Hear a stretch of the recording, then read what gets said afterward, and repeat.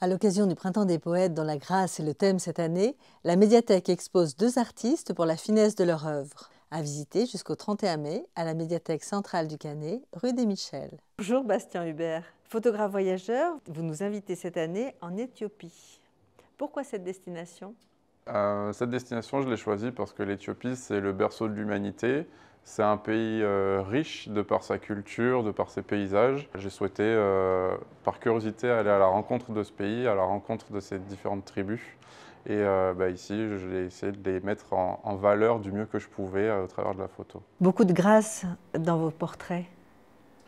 La grâce, elle est apportée par les mœurs de chacune de ces tribus. Si on prend les Suris, les femmes ou les enfants aiment faire ces ornements floraux qui sont sur la tête, ces décorations aussi, ces peintures sur leur visage. Après, si on prend d'autres tribus, les Bana, les enfants aiment se peindre le corps style un peu comme des squelettes, mais ils sont aussi portés sur des échasses. Et cela, on le trouve aussi chez les Karo aussi également, chez les hommes Karo.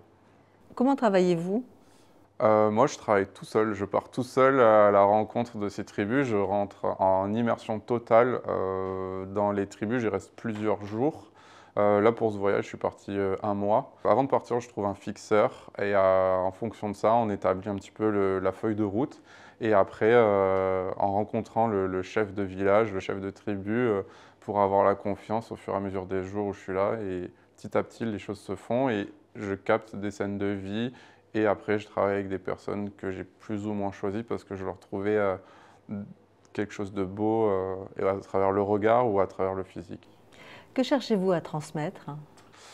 À travers mes photos, moi, je souhaite laisser une empreinte de ces cultures qui, pour certaines, sont vouées à disparaître parce que leurs terres sont vendues, parce que les choses évoluent, le climat évolue. Il y a plein de facteurs aujourd'hui qui font que certaines de ces tribus vont disparaître. Donc, c'est aussi laisser une trace. Et là, je ne leur donne pas forcément la parole, mais je les mets en image. Et pourquoi pas, dans le futur, y retourner pour leur donner aussi la parole.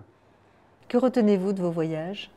C'est à chaque fois une leçon de vie. On sort de sa zone de confort et en même temps, on apprend de ces gens-là, on apprend des différentes cultures, de leurs mœurs.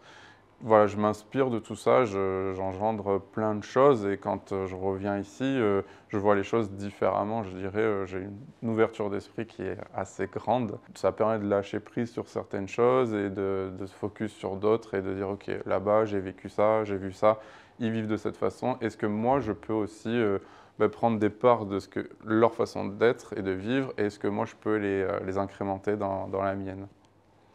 Qu'est-ce qui vous touche dans les visages?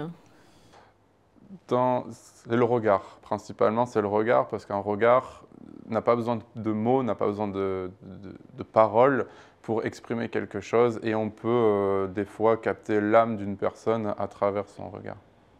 Quel est votre rapport à la poésie? J'ai pas un grand rapport à la poésie, après j'aime beaucoup la musique et certains auteurs, notamment Sylvain Tesson, ou quelqu'un qui voyage beaucoup et qui je trouve arrive à poser des mots qui, moi, en tout cas, me parlent par rapport aux expériences que j'ai pu vivre au travers de mes différents voyages. Merci beaucoup Bastien. Merci à vous.